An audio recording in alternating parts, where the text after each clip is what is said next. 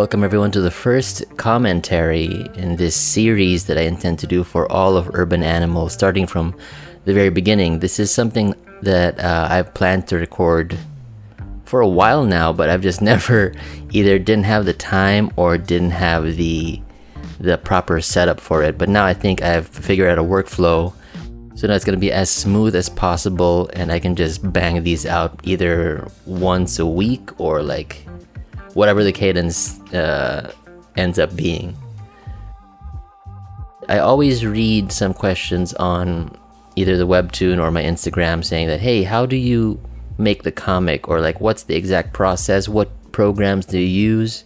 What brushes do you use for working on the comic? Obviously, it's completely digital. Well, maybe that's not obvious to some people, but we're going to get into that here to the nitty-gritty. If you are a Webtoon enjoyer who just wants a recap of the series, I don't necessarily know that this is the place for you. This is for comic creators who are interested in how the sausage is made. We get into the real meat and potatoes of the entire process. Or, you know, if you are neither of those people and you just enjoy Urban Animal as a comic, as a Webtoon, first of all, thank you very much. Welcome. Everybody's welcome, and I hope you enjoy what we have in store here. I'm going to do my best to keep it entertaining and not to get too lost in the weeds here. But yeah, let's jump in with Urban Animal Episode 1, simply entitled Pilot. I believe this published around 2017, 2018. I guess we'll find out as we scroll down here. But we open with a establishing shot of the city of Walker's Point. No caption whatsoever, just a single dusk shot and some lightning. Now, I want you guys to know that before I worked on Urban Animal, I had just been mainly working on superhero comics. And the cadence of those is that they don't release weekly. So what I got used to was having time to create backgrounds that were more detailed than your standard webcomic fare, because there's simply more time. With webcomics, specifically with Urban Animal, with Webtoon, we came out 40 panels a week per episode. This is something that I could not afford to do for every single panel moving forward, but I'll get into that later on. So we open up with a shot of a dark alley, and we introduce the Ninja Turtles. No, I'm just kidding. It's the first appearance of Corkindale. Now, if you're a reader of the series, you will notice right away that Corkindale looks very different from how he ends up being rendered later on in the series. And that's because he didn't give me a lot of opportunity. This look did not give me a lot of opportunities for like comedic timing or whatever. It just wasn't very expressive in general. But I did really like how I rendered these buildings in the background with no outline and just color. And this was the first time I sort of established a workflow for how I would render backgrounds moving further into the series, but I didn't quite figure it out yet. But we'll backtrack here. Yeah, you can also tell that I did not quite have a grasp of the portrait format of Webtoon just yet. I did a lot of widescreen shots here, a holdover from working on traditional comics, but I quickly got over that hang up and figured out a way to really utilize the app and make the most of it for proper storytelling. Just random thugs here. This guy is called Inklungs, or wearing an Inklung shirt, and he's based on a friend of mine, Michael DiNicola, an excellent artist. You can find him online and in all the places. And scrolling down here, there's some threats are exchanged. These guys turn out to be muggers, and yeah, interesting close-up of Corkindale there. It strikes me, it's always interesting to me just how different he ends up looking later on. Maybe down the line we can do a facial comparison between season 1 and season 3 or whatever, but we'll see. Yeah, some threats are exchanged, and man, I'm still super proud of this panel.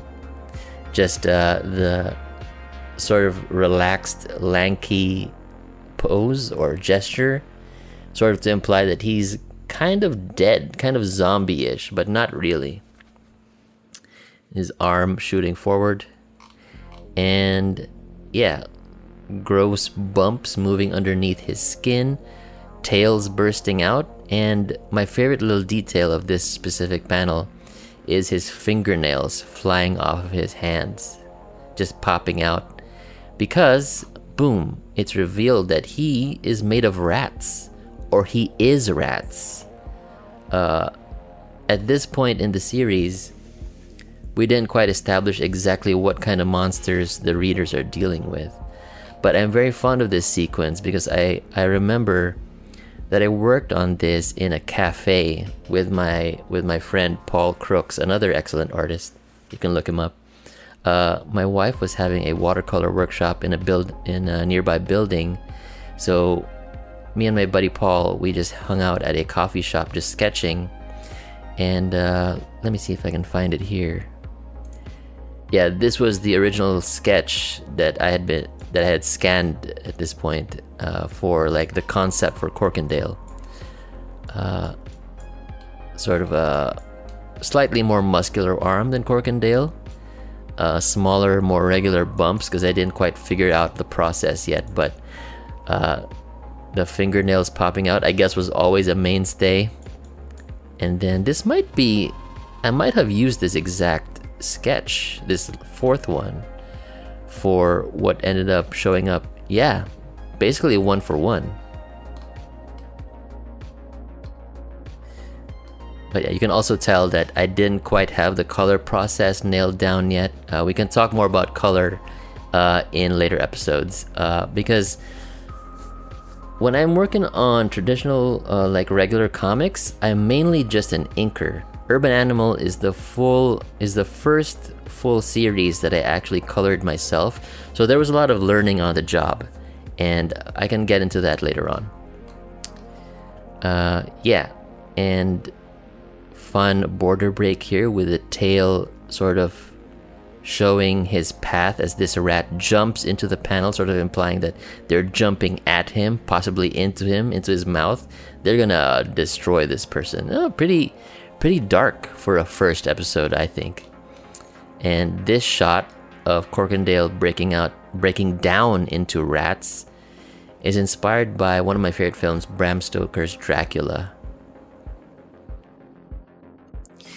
And here we see the very first tall panel or long panel that I actually used to make full use of the Webtoon format, sort of stretching the canvas so you need to scroll down to actually see what's going on.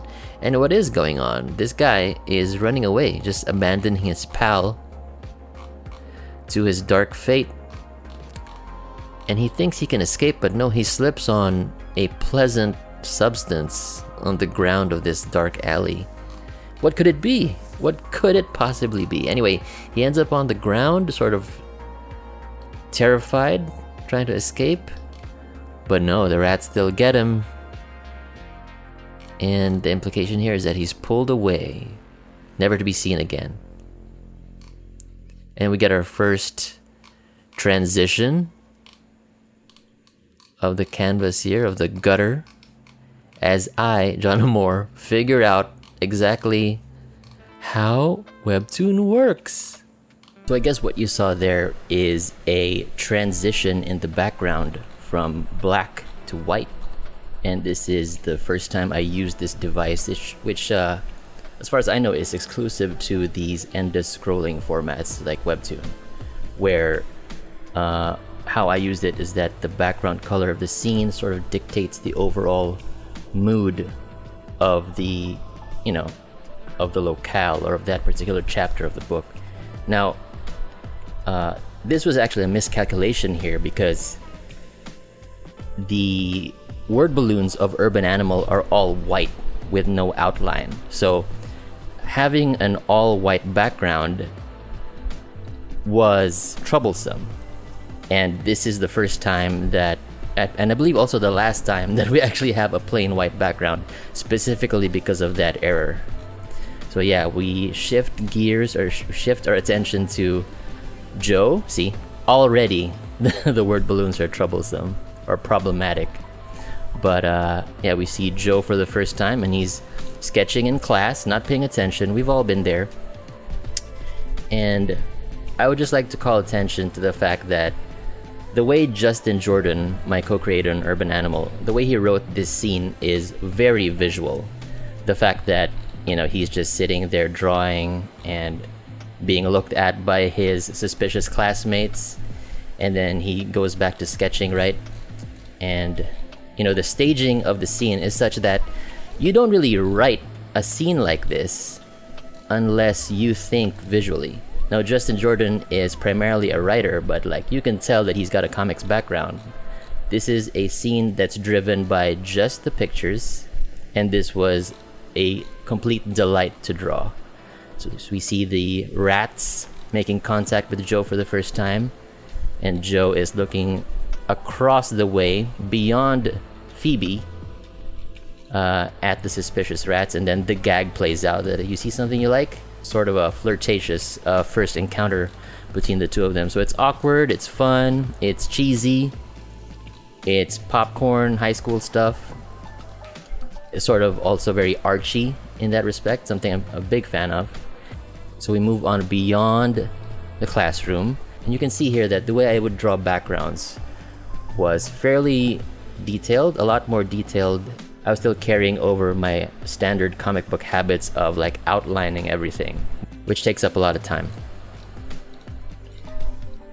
We get introduced to the rest of the cast, Fletcher, Sean, and Paolo for the first time. These are fun interactions that give us the chemistry within the group. Yeah, that playful antagonism between like high school boys and their peers. Micah Myers, our letterer, did a really good job here, making the outline-less word balloons work. We also arrived at this font together as we were looking at European comics. I believe this is the Moritat font, and I first encountered it in a European comic book called Jazz Maynard, and I remember really enjoying what I saw of this font. It's playful, but at the same time, there's a very unique formality to it that I can't put my finger on. Micah Myers making that dialogue work, really doing his magic. Well, what's tricky about dialogue like this is that because Webtoon is a narrow format, tall panels, sure, but at the end of the day, fairly narrow. The moment you have dialogue or dialogue exchanges between more than two people, it gets really tricky as far as who's speaking first, who's answering, because you really need to take that into account when you're arranging the word balloons. We'll probably be talking a lot more about lettering in future episodes, but like that's the basic dilemma when it comes to working in a vertical format comic. Now this scene I'm very fond of because we see Corkindale for the first time in the school interacting with Joe. Sure, Phoebe's there, Joe's here. Oh yeah, we also have the problem with the white word balloons again, because I decided this would be a plain white background to emphasize Joe's shock and like inability to do anything, make him seem more vulnerable. And of course, what could Micah do except change the color of the word balloon? Putting an outline around that was unthinkable. We couldn't do that, of course not. So this, I believe, is roughly the same shade as the clothes he's wearing, so it grounds it to him. And it was a good choice. So yeah, another flirtatious exchange. Phoebe walks away, and just in time to miss, what is this? Oh, a screeching rat inside Joe's locker. It's been a while, it's been quite a few years since I drew this panel, but I really I still really enjoy it. Let's see if I can pull up the original for this. Here we go. Yeah. Oh, for those curious, this is what the original process file or work file for every Urban Animal chapter is. Like this is how I worked anyway. Each Clip Studio file is composed of 3 columns. There's usually like 9 to 10 panels to each of these pages, and then I break this down in post-processing later, once everything's been colored and lettered. But yeah, this is the original panel for that rat shot. Super fun. Plain black and white. I don't remember if this was a referenced image of a rat. It might have been. I'm not sure. He's a little chunky for a normal rat, but yeah, it's good times. A lot of hatching. All right, and back to the comic here. Oh, you can see that I actually adjusted the face.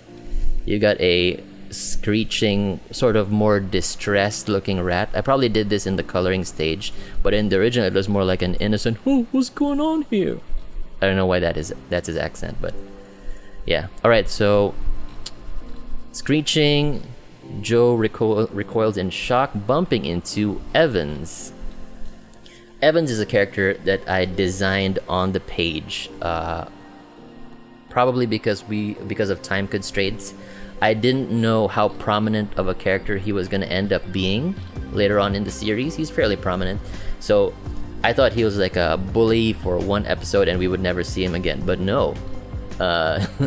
He shows up here with his spiky hair, with his Not Another Teen Movie hair, antagonizing Joe, shoving him, and triggering what we now know is a very rudimentary transformation. But here you could be fooled into thinking it's a temper tantrum. Joe shoves him, and this is an interesting panel because in the original art, this was actually on, right side up. I'm not gonna pull up the page here because I need to look for it, but the original was the right side up, and it was Ethan, our editor at the time. It was his decision to sort of turn it 90 degrees clockwise, sort of taking advantage of the fact that Webtoon is a vertical format, so it looks like the push from Joe is so strong that Evans is falling down the panel, which ultimately I thought was a great idea, so I made the change. Evans here falls, or rather gets shoved straight into this locker with a large crash. I don't remember if the original script had a sound effect supposedly for this, but I guess it still works without it. Evans unconscious, and here I enjoy this panel a lot because I think, if I remember correctly, it was one of the first times I got comfortable with not coloring everything, because ultimately you have limited time if you need to submit like 40 panels a week per episode, right? So you really try to find shortcuts, and in this case it's a matter of just focusing on Joe, and so he is the only one in full color, whereas everyone in the background who's supposed to like disappear or blend in, it's more of a homogenized color with just one light source. And then the further back you go, the more plain everything is. It's sort of it's probably not the right term for it, but it's a different use of atmospheric perspective in that things become more obscure and flat the further they go. And yeah, we also see the people behind Joe as opposed to just in front of Joe. This is a character who's going to become prominent in season 2, and apparently we were prepared enough to put her even in this season 1 panel. Wow, look at that, planning ahead. Good job, Justin. Good job, John. And also slowly but surely we are changing the gutters the background color of the panels to this tan or this orange that's getting more and more dark and more saturated as the scene progresses. And that's because a sort of warm anger is building up inside Joe to signal his overall demeanor as he runs away in panic. Again, an example of the single color background characters. Really, this was super helpful to me because like having to draw every character and design them and make them look unique was troublesome enough. Was like not troublesome, but like it was hard work. But having the option to just put everyone in one shade with one single light source color as well was like super freeing. Joe running away into the bathroom, or heading towards the bathroom. Oh my gosh, tiles in perspective. Never fun. But yeah, you can also see that the background color now has shifted from orange to like a darker hue. And I believe it becomes black ultimately. Yeah, because the overall atmosphere is darker, sort of mirroring the beginning of this first episode. And we see Joe's reflection for the first time. We see the face that everybody in the hallway saw themselves, and that's why they were all cringing and got like spooked by what they saw.